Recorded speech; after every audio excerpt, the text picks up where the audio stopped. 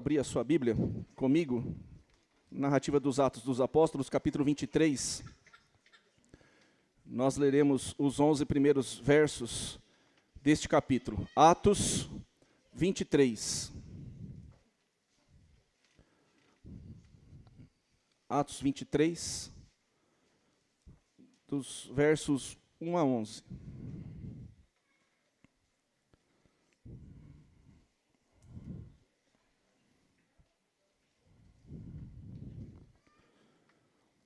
A palavra do Senhor diz assim: fitando Paulo os olhos nesse sinédrio, disse: varões, irmãos, tenho andado diante de Deus com toda a boa consciência até o dia de hoje. Mas o sumo sacerdote Ananias mandou aos que estavam perto dele que lhe batessem na boca. Então lhe disse Paulo: Deus há de ferir-te, parede branqueada. Tu estás aí sentado para julgar-me segundo a lei, e contra a lei mandas agredir-me? Os que estavam ao seu lado disseram: estás injuriando o sumo sacerdote de Deus? Respondeu Paulo: não sabia, irmãos, que ele é sumo sacerdote, porque está escrito: não falarás mal de uma autoridade do teu povo. Sabendo Paulo que uma parte do sinédrio se compunha de saduceus e outra de fariseus, exclamou: varões, irmãos, eu sou fariseu, filho de fariseus. No tocante à esperança e à ressurreição dos mortos, sou julgado? Diante dessas palavras, levantou-se grande dissensão entre os fariseus e saduceus, e a multidão se dividiu. Pois os saduceus declaram não haver ressurreição, nem anjo, nem espírito, ao passo que os fariseus admitem todas estas coisas. Houve, pois, grande vozearia, e levantando-se alguns escribas da parte dos fariseus, contendiam, dizendo: não achamos neste homem mal algum. E será que algum espírito ou anjo lhe tenha falado? Tomando vulto a Celeuma, temendo o comandante que fosse Paulo espedaçado por eles, mandou descer a guarda para que o retirassem dali e o levassem para a fortaleza. Na noite seguinte, o Senhor, pondo-se ao lado dele, disse: coragem, pois do modo porque deste testemunho a meu respeito em Jerusalém, assim importa que também o faças em Roma. Amém. Irmãos, eu estou pregando, e o reverendo Gessé, né, coitado, ele sai de lá e vem aqui ouvir o mesmo sermão, tenho dó dele, né? Mas eu estou pregando há 2 anos, praticamente no livro dos Atos dos Apóstolos. Eu trabalho assim, eu percebo que assim funciona bem e assim a gente tem feito. E é interessante perceber porque quando a gente vai expondo a narrativa dos Atos dos Apóstolos, eu não sei quantos de vocês já fizeram isso com vagareza, estudando, é interessante a gente perceber como a igreja do primeiro século, a igreja apostólica, se comportava. E não tem como nós olharmos para a igreja apostólica e não fazermos a comparação com a igreja destes dias. Você olha para o que aconteceu, e lá na igreja do Imperial, nós já estamos no capítulo 24, quando você olha para como foi que esta igreja viveu o Evangelho, e o que a gente tem vivido hoje, a gente chega a uma conclusão que ela não é muito boa, ela é triste. Mas, ao mesmo tempo, na expectativa, quando você e eu lemos e vamos ouvir a exposição, na expectativa e na esperança de que Deus pode mudar todas estas coisas, sempre, porque nós cremos no poder dele. Nós cremos que nessa noite, Deus pode transformar o seu coração. Deus pode mudar a sua disposição, porque eu escrevi aqui no meu esboço, e é interessante a gente perceber que hoje o movimento evangélico ele é composto, na maioria deste movimento, por crentes. E na realidade nós deveríamos pensar de uma outra forma. Nós na realidade deveríamos nos encontrar na condição de discípulos do Senhor Jesus. E é isso que está faltando. Nós temos muitos crentes nas igrejas, mas nós não temos tantos discípulos do Senhor Jesus. É interessante a gente perceber isso, não é? E quando você olha para a Escritura, a palavra crente É porque na escola dominical, senão eu ia promover um sorteio de uma barra de chocolate aqui, né? Mas eu não sei se você sabe quantas vezes a palavra crente aparece na Escritura. Só 8 vezes. E a palavra discípulo, 344. Isso deve significar alguma coisa. Alguma coisa isso deve significar. E é interessante, então, e é isso que eu quero perceber com você aqui essa noite, nessa relação, olhando para a vida do apóstolo, né, nós vamos ver isso aqui com mais vagareza, né, olhando para a vida do apóstolo como de fato os discípulos de Jesus são, como de fato os discípulos de Jesus vivem. Essa é a nossa intenção. E o desejo do meu coração é que você, ao ouvir essa mensagem, seja impactado por ela. Como eu já disse, o desejo do meu coração é que, começando por mim, todos nós, de fato, sejamos impactados pela igreja do primeiro século. Para que ela reverbere por onde você e eu formos. Para que, efetivamente, nós sejamos os discípulos que o Senhor Jesus espera que sejamos.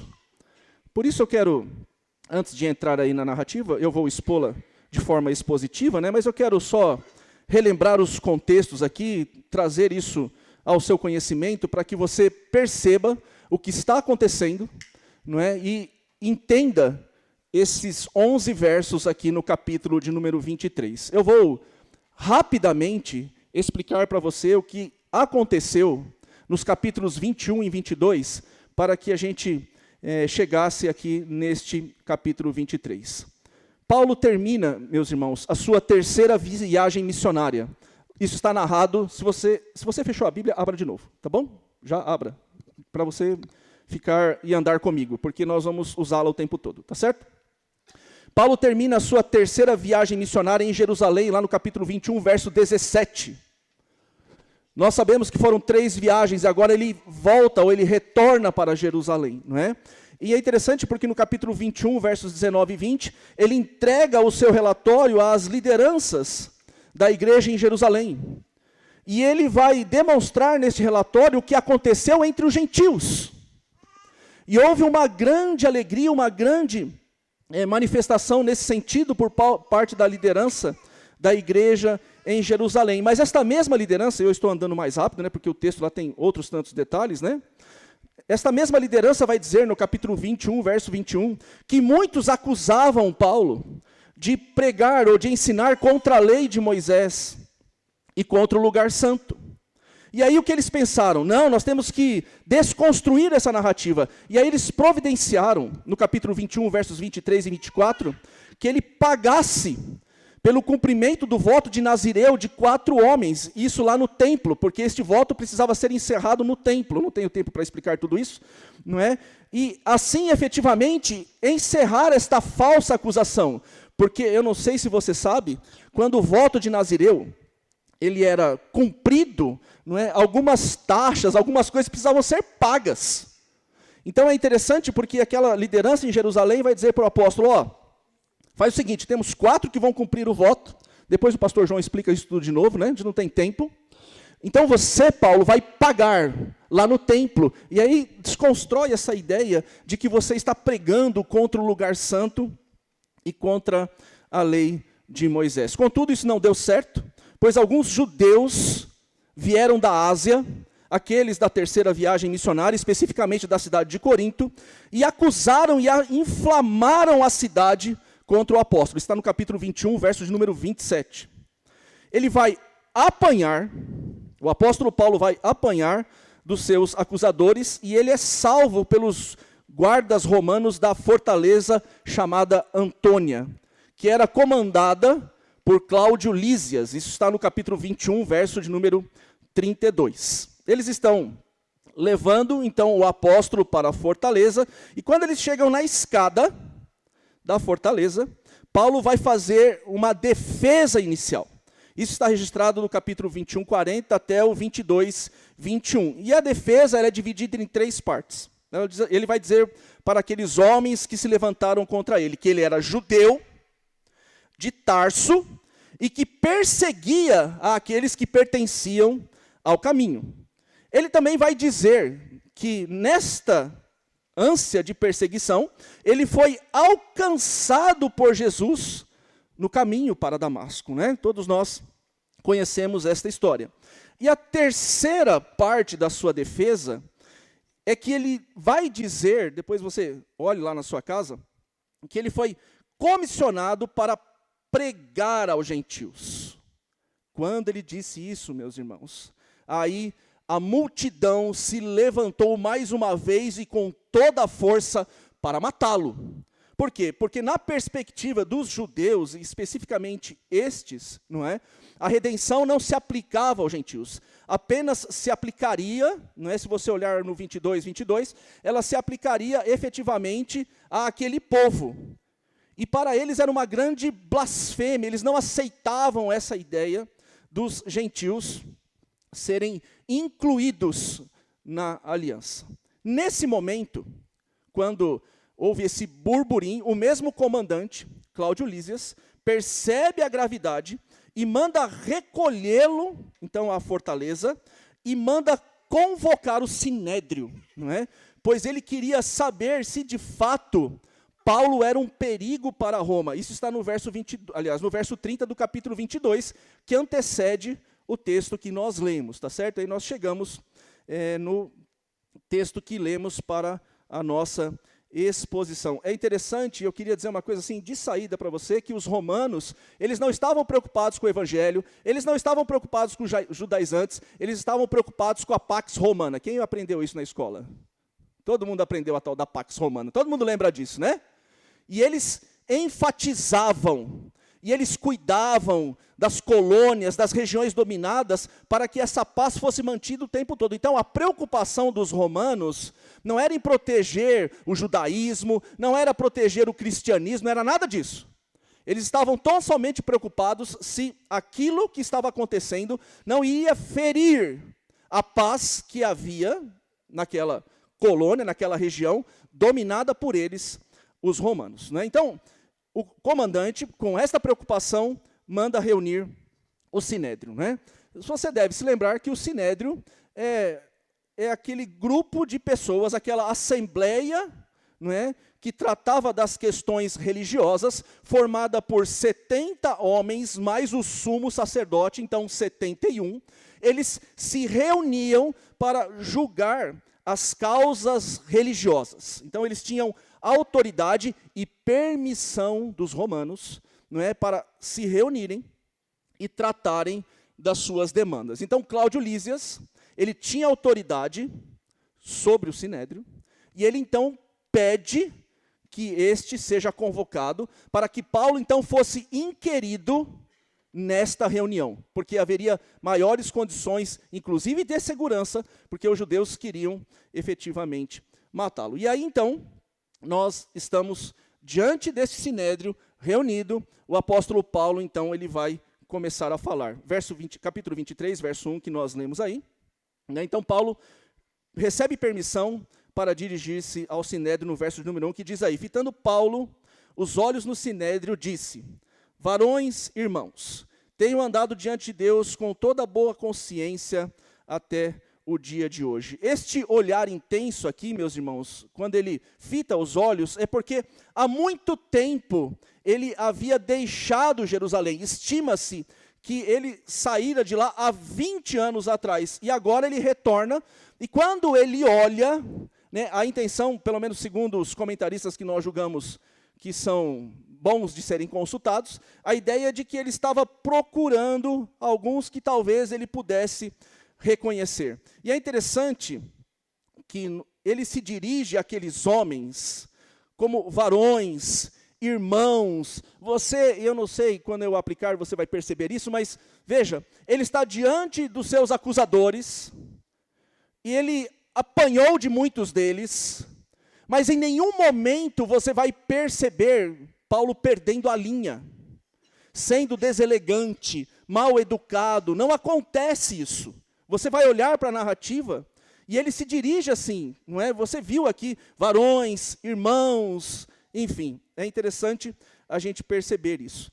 E também precisamos perceber, pelo menos dá-se a entender, que ele continua o discurso do dia anterior, não é, que fora interrompido, quando ele disse que foi pregar aos gentios, pois ele não apresenta o caso, ele não estende a discussão. O que nós entendemos é que boa parte do Sinédrio estava lá naquela escadaria da Fortaleza Antônia, então eles já estavam ouvindo aquela defesa inicial que ele começara naquela ocasião e fora interrompido, porque aqueles homens queriam matá-lo, não é? E é interessante, meus irmãos, que ele diz uma coisa aqui, se você não prestar atenção em mais nada do sermão, mas se você prestar atenção nisso, eu já vou ficar muito feliz, mesmo. É interessante porque ele diz assim, que ele tem andado, não sei se você reparou aí, ele tem andado com a consciência limpa ou boa diante de Deus até o presente momento. O verbo aqui, a ideia de andar é de ação contínua, o tempo todo. Sabe quando a gente criou aquele gerundismo? Eu vou estar fazendo? Sabe essa coisa horrorosa que a gente não deve usar? Os professores de português, meu pastor vem aqui falar esse negócio, né? Até arrepia os pelos do braço, né, de professor de português, né? É a mesma ideia, a ideia de ação contínua. Nós temos um verbo na língua grega que nós não temos tradução equivalente, mas a ideia é que eu tenho andado o tempo todo. Em nenhum momento eu deixo de fazer isso. Essa é a ideia aqui, não é?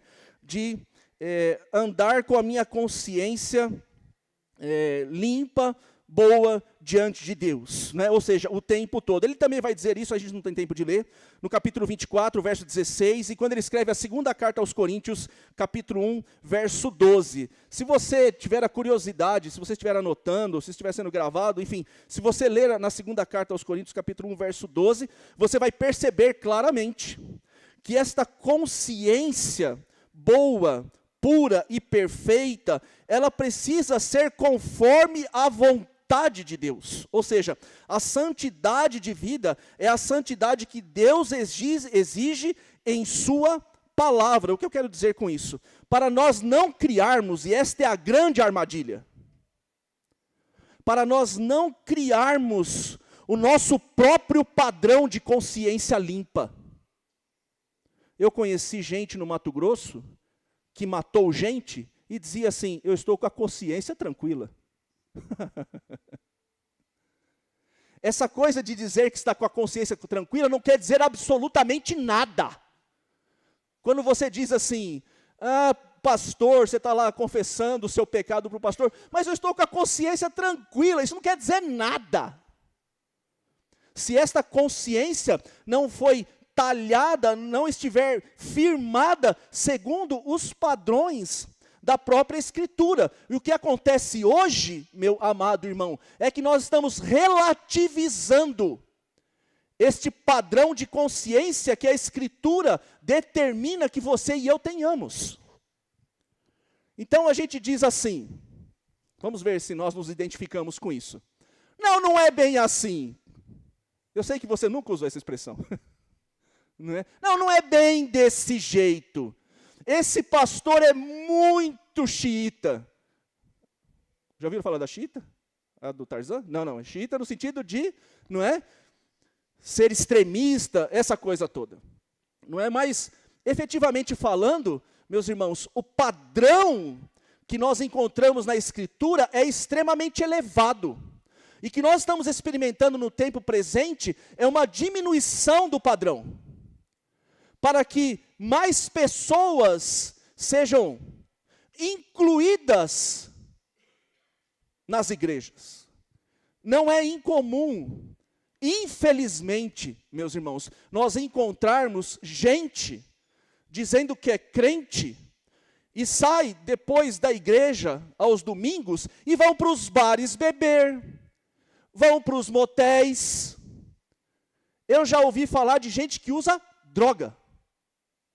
Só não posso dizer aonde. Se você ficou curioso, não vou te contar. Mas tem.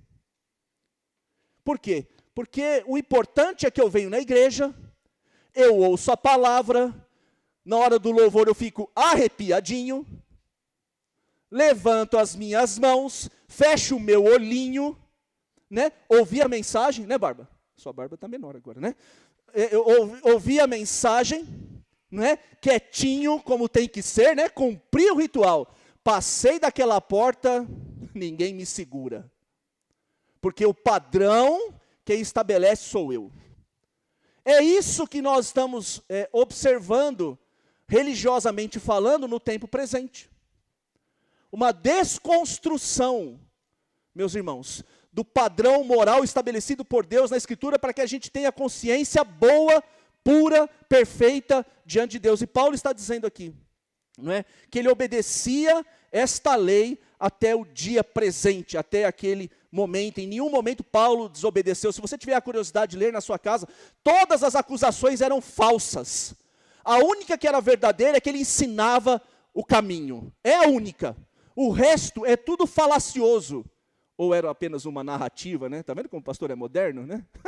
Era apenas uma narrativa para tentar colar no apóstolo Paulo e acusá-lo destas coisas que, de fato, não eram verdadeiras. E quando ele diz isso, verso de número 2, eu vou caminhar mais rápido agora, irmãos, não se preocupe.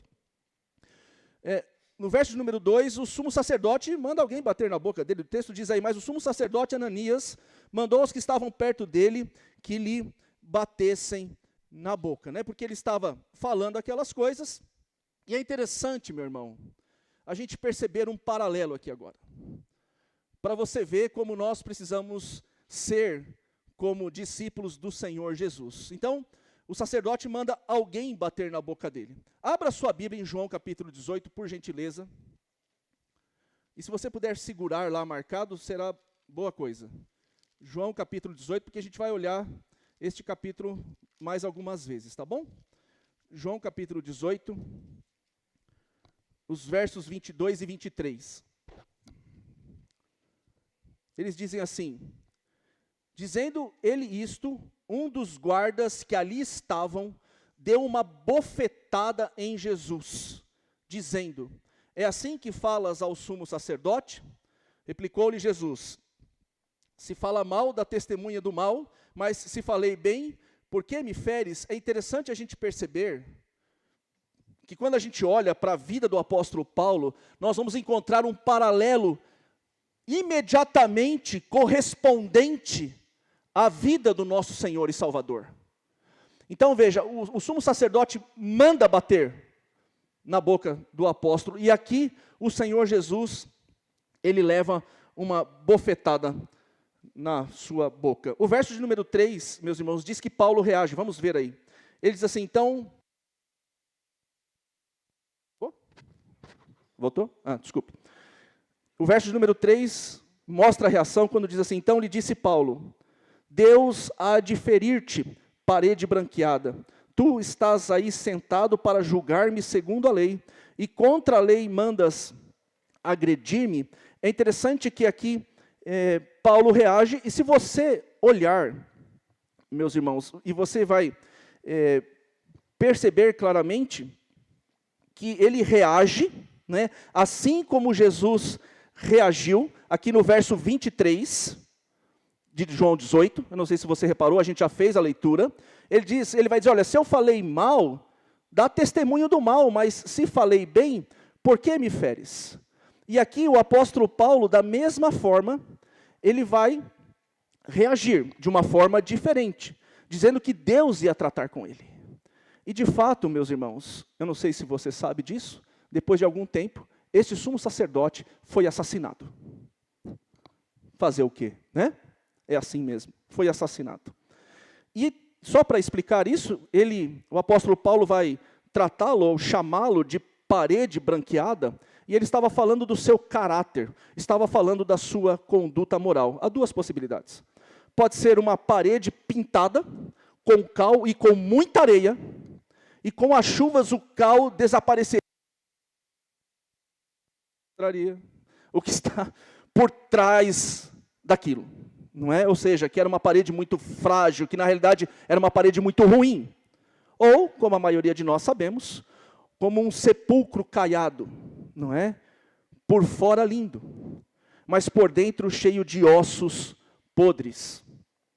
E ele termina acusando, não é, o sumo sacerdote de fazer aquilo, ferindo a lei em Levítico 19:15, que os homens, quando estavam sendo julgados, eles não poderiam receber esse tipo de tratamento. Então ele se dirige, o apóstolo Paulo se dirige assim, para o sumo sacerdote. Você não tem caráter, você é um imoral, você só tem casca, por dentro você é podre. Tinha medo esse apóstolo, né?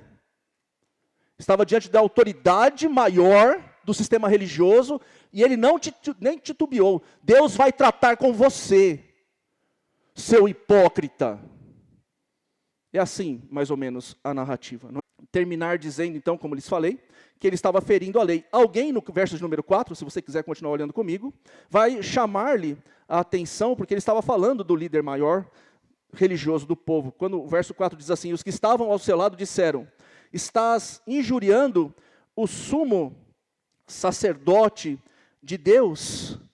Se você voltar em João, lá no capítulo 18, veja lá.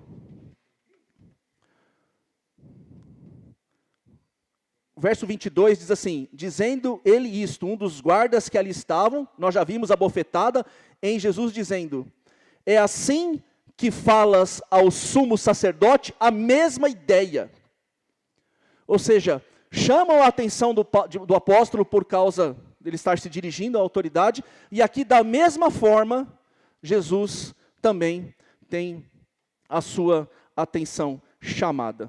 No verso de número 5, então, Paulo vai responder a essa questão, não é? Quando ele diz assim, responde Paulo, né? Ou respondeu Paulo, não sabia, irmãos, que ele é sumo sacerdote, porque está escrito, não falarás mal de uma autoridade ao teu povo. Aqui, meus irmãos, eu quero ser, e procuro ser sempre muito honesto, né? Quando falo, exponho o texto bíblico, há muita discussão se de fato Paulo sabia ou não, se ele estava sendo irônico, etc., mas eu não vou cansá-los com isso, porque é uma discussão que não vai nos levar a lugar nenhum. Mas o fato é que ele já, muito sabiamente, vai citar Êxodo capítulo 22, verso 28, porque ele conhecia a lei, então ele vai dizer, olha, eu já estou fazendo a meia-culpa, pedindo desculpas por ter me dirigido desta forma. Não é? Olha, vamos assumir que ele não sabia. Então eu estou, olha, por favor, eu conheço a lei, me desculpem, não é? Não era essa a intenção. E ele vai continuar agora, porque isso aqui não nos interessa tanto assim, e ele vai continuar a sua defesa dos versos 6 a 9, no seu discurso. Vamos ler aqui mais uma vez, irmãos? Só para você e eu nos lembrarmos. O texto diz que, sabendo Paulo, que uma parte do sinédrio se compunha de saduceus e outra de fariseus, exclamou, varões, irmãos, eu sou fariseu, filho de fariseus, no tocante à esperança e à ressurreição dos mortos sou julgado. Ditas estas palavras, levantou-se grande dissensão entre os fariseus e saduceus, e a multidão se dividiu. Pois os saduceus declaram não haver ressurreição, nem anjo, nem espírito, ao passo que os fariseus admitem todas essas coisas. Houve, pois, grande vozearia, e levantando-se alguns escribas da parte dos fariseus, contendiam, dizendo, não achamos neste homem mal algum. E será que algum espírito ou anjo lhe tenha falado? Vejam que coisa interessante. Paulo, ele vai usar de sabedoria, porque os discípulos do Senhor Jesus, vejam, havia uma perseguição, mas não significa que nós não devemos usar da sabedoria que nos é dada pelo Senhor, pelo nosso Deus, não é? Ele estava num ambiente, e você precisa se lembrar disso, no Sinédrio, que não lhe era propício. Basta você e eu nos lembrarmos que há 20 anos atrás, alguém esteve lá e foi condenado à morte por apedrejamento. O nome dele é? Começa com e termina com Tevão. Estevão.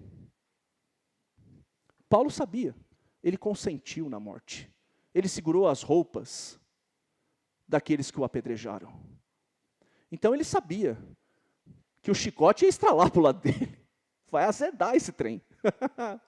E ele, então, muito sabiamente, é interessante a gente perceber isso, né? Ele vai dizer, olha, eu estou aqui diante de vocês, e eu estou sendo julgado por algo que vocês, inclusive, acreditam. Eu estou sendo julgado por causa da esperança da vida eterna, e a ressurreição corporal dos santos. Quando ele disse isso, o pau quebrou. Pode usar essa expressão, o pau quebrou? a briga foi generalizada. Eles começaram uma briga porque, efetivamente, os fariseus e os saduceus que compunham, não é, os fariseus na sua maioria, o sinédrio, eles pensavam diferente sobre esse assunto. E o próprio texto explica isso, porque os saduceus não acreditavam na ressurreição, em anjos e nem em espíritos. Ao passo que os fariseus criam. E assim Paulo vai trazê-los para o seu lado, porque ele usou de sagacidade, de sabedoria, e não há nenhum problema, meus irmãos, quando nós estamos discutindo, quando nós estamos diante de alguma adversidade, você usar de astúcia, de sabedoria para lidar com as situações. Não há nenhuma dificuldade nesse sentido, eu lembrei agora. Eu trabalhei uma época da minha vida na Pirelli Cabos. Alguém deve ter pensado, esse pastor é velho pra caramba, né? Nem existe mais isso. Não é? E eu me lembro que eu trabalhava em turnos, né, de 3 horários, aqueles turnos que você sabe bem. E eu estava à noite lá, nós estávamos trabalhando na linha do cabo umbilical lá das plataformas da Petrobras. E um cara ao meu lado lá, ele era espírita pelo menos, né? E ele disse assim para mim: eu não consigo acreditar da forma como você acredita. Por quê? Porque o Deus que eu acredito é o Deus que dá várias chances. Eu morro, volto. Morro, volto. Morro, volto. Até eu ficar legal. Falei, então você entendeu tudo errado. Falei, vou te falar como é o nosso Deus. Ele nos aceita como estamos. Ele ficou me olhando. Falei, Por isso que a gente só morre uma vez. E louvado seja Deus por isso, né? Uma vida só já é o suficiente, né, irmãos? Já deu, né? Já deu. Tá bom demais, né? É tanta luta, é tanta dificuldade. Imagina, morre, reencarna, morre. Que coisa chata, né? Estou sendo bem simpático agora, viu, irmãos? Nessa coisa chata, eu poderia falar outras coisas, né? Enfim. Mas o fato concreto, meus irmãos, é que houve grande discussão entre eles, até os próprios escribas, fariseus, eles se levantam e disseram, olha, o apóstolo não tem culpa. E se você olhar em João 18:38, mais uma vez, olhe lá, volte lá, lembra-se que eu pedi para você deixar marcado, né? 38, Pilatos diz assim, perguntou-lhe Pilatos, que é a verdade? Tenho dito isto. Voltou aos judeus e lhes disse, eu não acho nele crime algum. Interessante, né? Como a Escritura é maravilhosa. Como a Escritura é impressionante, meus irmãos. A gente percebe que no meio daquela discussão toda, não é, aqueles homens se levantam para dizer, olha, inclusive, nós achamos que este apóstolo Paulo, né, ou Paulo, ele não tem crime algum, ou não cometeu crime algum. E, meus irmãos, a coisa ficou muito feia. Veja o verso de número 10, para caminharmos para o fim, né, essa discussão, essa brigaiada toda. O verso 10 diz assim, tomando vulto a Celeuma, temendo o comandante que fosse Paulo espedaçado por eles, mandou descer a guarda para que o retirassem dali e o levassem para a fortaleza. Mais uma vez o apóstolo Paulo correndo o risco de morrer. E, meus irmãos, nós vamos encontrar na narrativa dos Atos dos Apóstolos as atuações, eu chamei de Estado, mas é do Império, né? Você vai ver o Império sendo usado contra o Evangelho, ou contra os homens que foram levantados para pregar o Evangelho, mas aqui no caso específico, o Estado está sendo utilizado para proteger o apóstolo. É interessante você perceber isso. Por isso a Escritura diz que Deus inclina o coração do rei para onde Ele quiser. Tudo está nas mãos dele. Então, você vai encontrar na narrativa dos Atos, não é? Imperadores ruins, severos, perseguindo, e agora você vai encontrar o próprio Estado protegendo o apóstolo. Querendo ou não, na nossa Constituição diz que nós temos direito e liberdade a culto, não é assim? Até quando, eu não sei. Mas tem, está lá. Não é? O Estado nos protege. Eu não sei até quando. Eu quero reiterar isso, porque parece-me que nós vamos caminhar para dias mais difíceis, porque a Escritura diz assim, não é? E essas coisas parecem que elas estão se avolumando nesse sentido, não é? Enfim, o apóstolo, passando por todas estas dificuldades, mais uma vez ele é recolhido à fortaleza, Eu não sei se você consegue se colocar no lugar dele, mas ele era um homem como você e eu, não é? Ele tinha sentimentos, ele, claro que sofria, é lógico que ele tinha medo, passava por momentos, com certeza, de maior dificuldade, e é interessante, meus irmãos, que em meio a tudo isso, o Senhor Jesus vai aparecer, no verso de número 11. Se você puder ler comigo, que na noite seguinte, o Senhor, pondo-se ao lado, disse para ele: coragem, pois do modo porque deste testemunho ao meu respeito em Jerusalém, assim importa também que o faças em Roma. É interessante, meus irmãos, que esta mesma ideia de aparição, essa mesma ideia de sustento da parte do Senhor junto ao apóstolo acontece no capítulo 18, verso 9, no capítulo 22, verso 18, e nós também encontramos esta mesma ideia quando Paulo escreve a segunda carta a Timóteo, capítulo 4, verso 17, porque o Senhor sempre esteve ao lado dele, dando-lhe condições para que ele cumprisse a missão para a qual fora chamado, encorajando-o, dizendo: coragem, coragem. Por quê? Porque Jesus está dizendo, eu estou, e é interessante que essa construção aqui não está à toa, ele aparece ao lado. Não significa que eles são iguais, é claro que não. Mas é para dar ideia, olha, você não está sozinho, eu estou com você. Porque esta jornada pela qual você está peregrinando, ela é do meu interesse, porque fomos nós, a Trindade Santa, que escolhemos você para realizá-la. Você está sendo utilizado, sendo quem era, para fazer toda a diferença, e a capacitação vem da gente. Por isso, coragem, fique firme, não desanime, não é? É interessante a gente perceber que o texto faz questão de mostrar essa ideia de estar ao lado com uma finalidade específica, não é? Que era testemunhar. Você deve ter reparado, aí no verso número 11, preste atenção na palavra aí, porque é importante destacá-la. A coragem tem a ver com testemunho, não é coragem para subir na pedra grande aqui e pular de asa delta. Não é isso.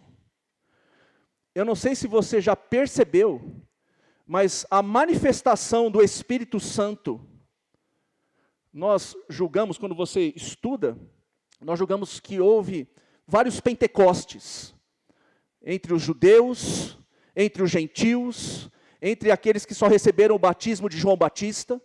Então nós julgamos que houve mais de um. Quando a gente olha aqui para essa ideia, não é, a finalidade do Espírito Santo, na narrativa dos Atos dos Apóstolos, é encher os discípulos de coragem. Coragem. Não caia na falácia de achar que aqueles homens e aquelas mulheres receberam o Espírito naquele momento. Isso não existe. Porque o próprio apóstolo diz na carta aos Romanos que se o Espírito Santo não habita nas pessoas, elas são ímpias. Então o que acontece é uma capacitação dada pelo Espírito, no contexto dos Atos dos Apóstolos, para que eles fossem ou tivessem coragem para fazer ou cumprir a sua missão. E o texto está dizendo, olha, da mesma forma como você deu respeito, da mesma forma que você testemunhou ao meu respeito, aqui em Jerusalém, você vai fazer num lugar muito mais tranquilo. Fica tranquilo, descansa, Paulo. Você vai só para Roma. Irmãos, desculpe a ironia, né?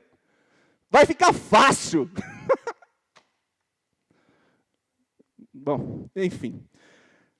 Quando a gente olha para a sequência, eu já vou aplicar. Já são 8h30, né? Tá tudo bem, né? Então, 9h30 a gente acaba. É mentira, né? Enfim, mas quando a gente olha para a sequência, eu espero que você faça isso na sua casa, você vai perceber a importância desta aparição do Senhor Jesus, para dizer para ele, para o seu servo, coragem, estamos juntos, vamos embora, nós temos muita coisa para fazer, estou do seu lado, não é? Nada vai acontecer sem a minha permissão, fica firme. E aí, se você tiver a curiosidade de ler na sua casa, daí para frente, será muito bom. Eu queria aplicar dizendo algumas coisas para você sobre esse texto. A primeira coisa é tomar água. Paulo, eu disse para vocês no começo, Paulo trata os seus opositores com respeito. Afinal de contas, ele mesmo vai dizer que a nossa luta não é contra a carne nem contra o sangue. E quando veja, aqueles homens o machucaram, o prenderam, o acusaram, mentiram contra ele, mas em nenhum momento ele age em desconformidade com o Evangelho. Porque ele sabia que a luta não era ali.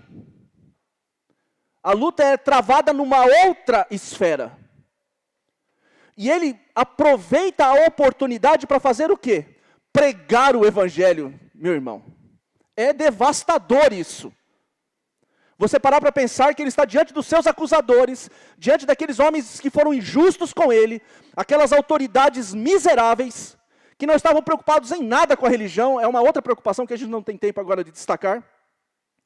Mas ainda assim, ele aproveita a oportunidade e prega o Evangelho, né? Enfim, a segunda coisa que eu quero dizer para você é que nós devemos andar como Paulo andou. Eu já disse um pouco isso, né? Cumprindo a lei de Deus, que é santa, e nos fornece o parâmetro adequado, que é a ação de um espírito arminiano, que paira nos microfones quando a gente vai falar alguma coisa calvinista. Som, voltou esse trem? Voltou? Vou repetir.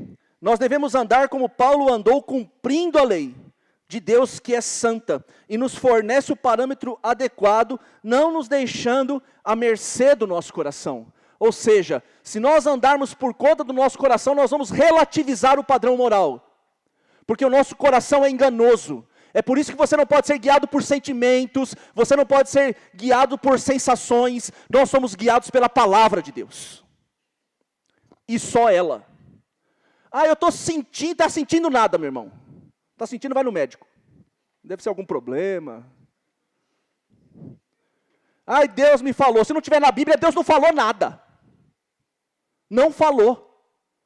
O parâmetro que regra a nossa consciência boa e pura, que o apóstolo Paulo destacou, é aquela que emana da Escritura.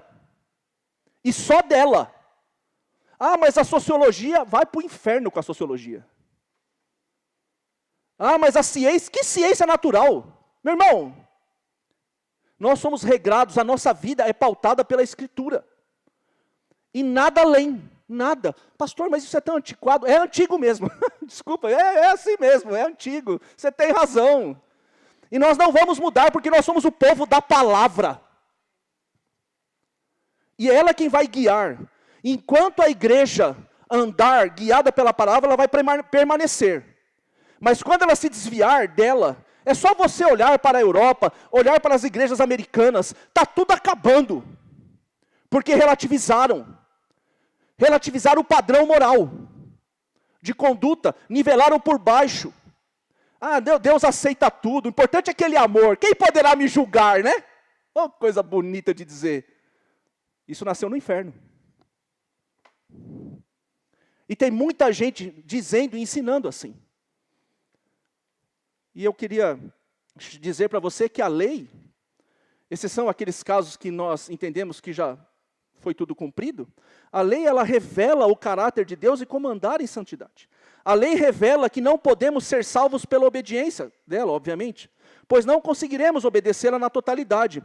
Mas o nosso representante, o Senhor Jesus, ao cumpri-la em nosso lugar, nos manda de volta para ela, para a lei, para dizer como deve ser a vida que está proposta em Cristo. Talvez você pergunte assim para mim, como eu posso viver os padrões do Evangelho, já que o Senhor está dizendo que ele é muito elevado? Estude a Escritura. Estude. Perceba o que a Bíblia diz sobre a sua vida, sobre o seu comportamento, sobre o seu casamento, sobre a educação que você dá aos seus filhos. E você vai ter um bom parâmetro para perceber se nós estamos agindo correta ou incorretamente. É assim que é. Você não deve acreditar na palavra do pastor João, nem na minha, pronto, não é? Nem da do reverendo Vinícius, da do pastor Gessé, simplesmente porque é a nossa palavra. Você precisa crer e sustentar a sua vida baseado na palavra. Enquanto nós pregarmos a palavra, você diga amém. Quando nós não pregarmos, você vaza. Daqui eu não volto mais. Está na moda, né, esse negócio? Mas enfim. Meu irmão, em terceiro lugar, eu quero dizer uma coisa para você. Que as dificuldades nunca foram escondidas dos discípulos do Senhor Jesus. Nunca foram. Nunca foram. O próprio Senhor Jesus nos alertou que nós deveríamos carregar a nossa cruz e segui-lo. Não tem vida fácil no Evangelho. Se você está aqui me ouvindo essa noite, com muita paciência, e eu sei que precisa de muita paciência para me ouvir, e está com essa ideia falaciosa, mentirosa no seu coração, de que o Evangelho promete vida fácil, desculpa, acho que você vai ter que procurar um psicólogo. Porque isso é mentira. Isso não existe na Escritura. Muito pelo contrário. Muito pelo contrário. É por isso que quando você olha para o texto de Apocalipse, lá o texto diz que ele vai enxugar dos nossos olhos toda risada, né? Não é assim que está escrito? Não é, né? E assim por diante. Então nós somos um povo em peregrinação, nós somos um povo que estamos sujeitos a passar sim por dificuldades. Nós bem sabemos, não é, que nós vamos ser perseguidos por causa da nossa fé, em decorrência do Evangelho, e quando isso acontecer, nós devemos chorar, né? É o que ensina a Escritura. Nós devemos nos alegrar. É o que diz Pedro na sua primeira carta. Porque se nós estamos sendo perseguidos pelo Evangelho, está tudo certo. É isso mesmo. Meu irmão, se você lá no seu trabalho, se estão tirando um sarro da sua cara, se você que é solteiro ainda, e diz para os seus amigos, eu só vou ter um relacionamento sexual quando eu casar, e tirarem o sarro da sua cara, sabe o que você vai fazer? Como diz o bom pentecostal, glorificar de pé. E você tem que se alegrar nisso, mesmo chorando. Tem que se alegrar nisso. Porque, meu irmão, aconteceu com Jesus, nós vimos o paralelo, né? Aconteceu com Jesus, aconteceu com o apóstolo Paulo, e nós somos os legais da história, e não vai acontecer com a gente? Meu irmão, me ajuda aí. É lógico que vai acontecer. É lógico, nós estamos sujeitos a estas questões, né? Mas, precisamos nos lembrar que apesar das lutas, Ele está conosco. Ele está ao nosso lado. Ele sempre estará conosco. Mas o importante, meus irmãos, é nos lembrarmos que Ele está ao nosso lado, e Ele termina dizendo para a gente ter coragem, não é? Faz com que a gente se lembre do derramamento do Espírito, e tudo isso para produzir bons discípulos, e fazer o Evangelho conhecido. Essa é a intenção. Não é fazer a gente legal por sermos legais. É fazer de você e eu bons discípulos. Eu quero voltar quando eu comecei. Talvez, eu espero que não, mas talvez você que está me ouvindo aqui seja um bom crente, um bom frequentador de igreja. Talvez você entregue o seu dízimo. Mas os discípulos do Senhor Jesus são aqueles que o amam. São aqueles que amam a igreja. São aqueles que amam a liderança da igreja. São aqueles que estão dispostos a servir ao Senhor, custe o que custar. Que estão prontos, inclusive, a entregarem a sua vida por causa do Evangelho. Esses são os discípulos do Senhor Jesus. Crente tem demais. Nós nunca fomos tão crentes e nunca fomos tão ruins. Nunca fomos tão ruins. Na história não tem. Não tem. Nós nunca fomos tão numerosos e nunca fomos tão ruins. Eu queria te perguntar para concluir. Não é? Amanhã é segunda. Você vai lá para o seu trabalho, você vai voltar para a sua casa, eu também, com a minha família. E como que nós vamos continuar nos comportando? Porque nós vimos que a vida com Jesus, ser discípulo do Senhor Jesus, há um preço a ser pago. E este preço a ser pago, ele vem acompanhado destas promessas que nós vimos aqui. Então, o meu desejo é que você experimente isso. Porque o apóstolo Paulo, quando termina, lá na segunda carta a Timóteo, quando ele termina, ele não termina reclamando. Já reparou? Reparou ou não? Espero que sim. Ele não termina reclamando. Ele não termina assim, ó dia, ó céus, ó azar. Aquele dia que ele me encontrou lá no caminho para Damasco. Não. Ele diz lá, olha, completei a carreira, guardei a fé, o Senhor esteve comigo, que privilégio. Ele foi o homem que mais fundou igrejas no Novo Testamento, foi o homem que mais escreveu. Foi usado poderosamente por Deus. Por que eu estou então pregando tudo isso? Para que você também seja usado da mesma forma, meu irmão. A igreja está muito bonita, viu, pastor? A primeira vez que eu preguei aqui tinha menos gente, bem menos. Agora tem muito mais. Louvado seja Deus, viu? Louvado seja Deus por isso. Nós louvamos a Deus por isso. Mas o nosso desejo é que você seja discípulo do Senhor Jesus. Que você faça a diferença. Que você não sucumba. Que você não relativize. Que você permaneça firme. E lembre-se, o Senhor está conosco. Que Ele aplique a sua palavra em nosso coração. Amém. Encerrando? Já. Então vamos colocar em pé, irmãos. Nós vamos orar para encerrarmos.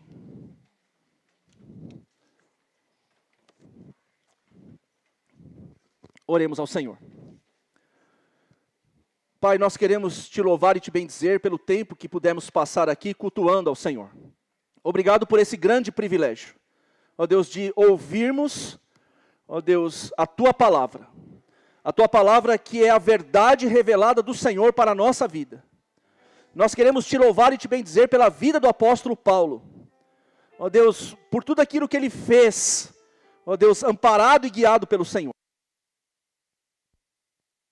A instrução que recebemos da parte dele, ó Deus, nos convoca a sermos então cada vez mais parecidos com o Senhor. Porque nós vimos aqui o que aconteceu com o Senhor Jesus, o que aconteceu com ele, e agora nós estamos nesta condição. Nós somos os peregrinos.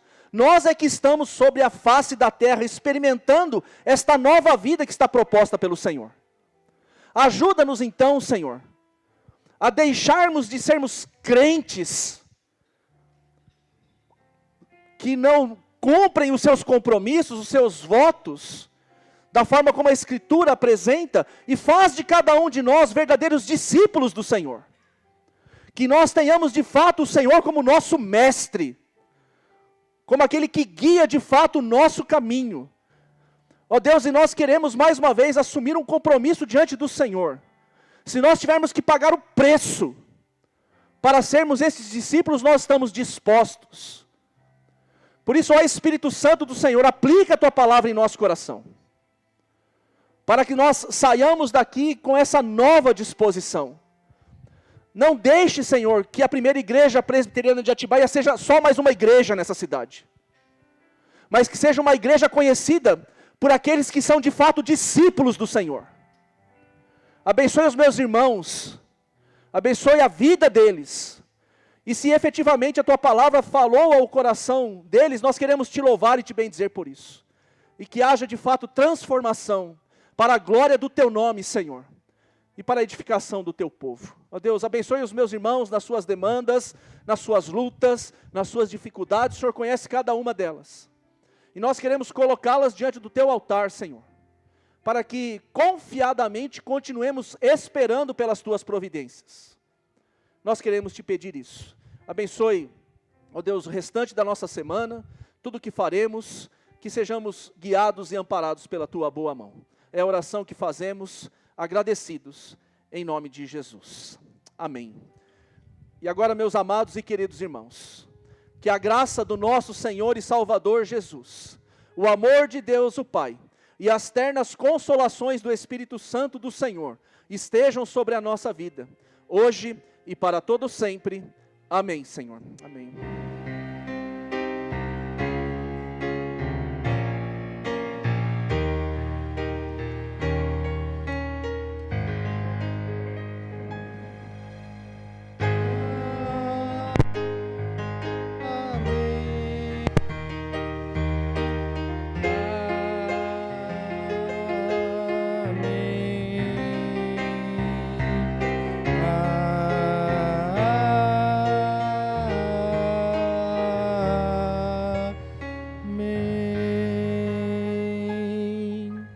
Amém.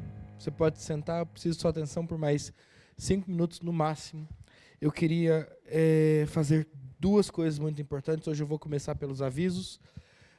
É uma bênção a igreja receber crianças pelo batismo. Isso alegra muito o nosso coração. E no sábado que vem, nós vamos receber a Júlia, filha dos nossos irmãos William e Aline, pelo sacramento do batismo também. E vai ser um prazer se você puder estar conosco. Então, sábado, às 7h30, aqui no tempo, 7 horas. Me ajuda as horas? 18 horas. Obrigado, William. Sábado, às 18 horas, aqui no templo, nós receberemos o reverendo Ricardo, o reverendo Ion, e todos os convidados do William, lá da Igreja Presbiteriana do bairro do Ipiranga, para se juntarem a nós, para que juntos, como povo de Deus, nós presenciemos e testemunhemos a inclusão da Alice no povo da aliança através do batismo. Júlia, no povo da aliança através do batismo. Perdoa o pastor que está cansado pelo evento das crianças durante todo o fim de semana, tá bom? Depois o William briga comigo e está tudo certo. Segundo aviso, às 16 horas a gente tem plenário da UPH. Então, no mesmo sábado, um pouquinho mais cedo, os homens estão convocados aqui no salão da igreja, tá bom? Agora, eu quero dar as boas-vindas aos visitantes e depois a minha família se resolve comigo. Eu quero apresentar a minha família para vocês. Eles vieram lá de São Paulo, parte dela, e vocês são a minha família na fé, e eu gostaria que vocês também conhecessem a minha família de sangue. Então, o Hugo e a Kelly são meus primos, a tia Alba, o meu irmão Tiago, a dona Marta voltou. Eu queria que vocês se colocassem em pé, dessem um tchauzinho para a igreja, só para eles conhecerem vocês. E é um prazer ter vocês aqui. Muito obrigado por terem vindo. A Sofia está lá embaixo, né? Muito obrigado por terem vindo e participar com a gente desse momento. É muito bom ter vocês aqui com a gente. E agora vocês conhecem parte da minha família, né? Só não vão conversar sobre mim, porque estou brincando. Fiquem à vontade. Eu também preciso dar as boas-vindas àqueles que nos visitam. Vou começar pelo Juan e pela Emily, que são nossos amigos queridos. Muito obrigado por terem vindo. Deus abençoe e voltem sempre. Tá bom? É um prazer muito grande para a gente, para eu e Marina principalmente, mas para toda a igreja, ter vocês aqui com a gente. A gente quer ser bênção na vida de vocês. Tá bom? Sejam bem-vindos. Também ao seu João e a dona Dagmar, onde é que vocês estão? Meus irmãos, Deus abençoe. Sejam muito bem-vindos. A nossa oração é para que vocês se sintam abençoados, sejam abençoados pela palavra de Deus e que a nossa igreja seja uma bênção na vida de vocês. Contem conosco. Sejam bem-vindos. E também Pedro, Adriana e Anne já foram, mas eles vão estar nas nossas orações, como todos vocês. Nós agradecemos a presença de vocês. Sejam todos muito bem-vindos, tenham todos uma boa semana. Nós esperamos, eu e o pastor Cícero, vocês à porta para cumprimentá-los, tá bom? Espera aí só um minuto, porque eu preciso fazer menção a umas pessoas muito importantes também. A dona Ângela está aqui, o pastor Vinícius está lá embaixo. É a primeira vez deles aqui na igreja, no culto à noite, né? Pastor Vinícius, meus irmãos, é o secretário nacional do Trabalho da Infância. E ele esteve conosco desde sexta-feira numa programação maravilhosa com as crianças. Dona Ângela, expressa o nosso carinho, a nossa gratidão a ele. É muito bom ter vocês aqui. Faça de Atibaia a casa de vocês. Passem sempre por aqui. Voltem sempre para cá. Fiquem sempre no Jacó, tá? Brincadeira. Parei. Mas eu quero, então, inclusive, agradecer o Jacó e a Soá por hospedarem o Vinícius e a Ângela. Muito obrigado. Vocês são uma bênção na vida da nossa igreja e uma bênção na vida do Vinícius, da Ângela também, com certeza. Muito obrigado, viu? Deus abençoe vocês. Então, eu, o pastor Cícero, estamos à porta, cumprimentando os irmãos. Tenham todos uma boa semana. Eu preciso fazer menção só mais uma presença para que você se alegre com isso. Dioclésio, o nome da sua mãe escapou da minha cabeça. Dona Arminda, tá vendo? Dona Arminda está nos visitando. Dona Arminda foi membro da nossa igreja, mudou para Caraguatatuba, está ficando lá com a filha e hoje, com todos os seus cabelos brancos, que a gente não conhecia de fato, toda bonitinha, está aqui com a gente. Dê um abraço na Dona Arminda, não deixa ela embora sem um abraço seu, não, porque ela sente saudade de você. Tá bom? Então, se você conhece a Dona Arminda, vai lá dar um abraço nela. Se você não conhece a Dona Arminda, fala: Dona Arminda, eu cheguei depois que a senhora foi embora. Ora por mim, que a gente tem orado pela senhora. Vai ser um prazer para ela, com certeza. Tá bom? Agora nós vamos para a porta.